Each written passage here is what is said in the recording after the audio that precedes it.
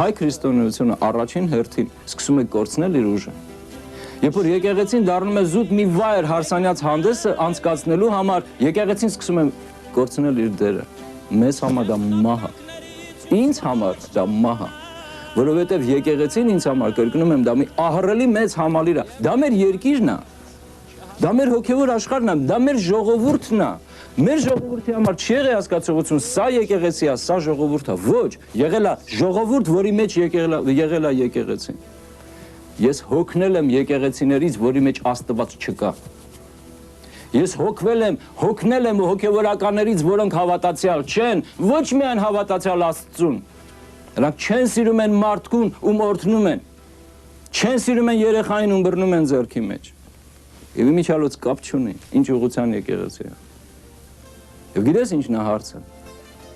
Այն կորուստը, որ մենք տալիս ենք հիմա, որ այդ երիտասարդները կնիշնայիցն են դառնում, սարսափելի մեծ է։ Որտեվ ցավոք սրտի գիտես, որ դա լավագույն շերտերի տղաներն են, որոնք գնում են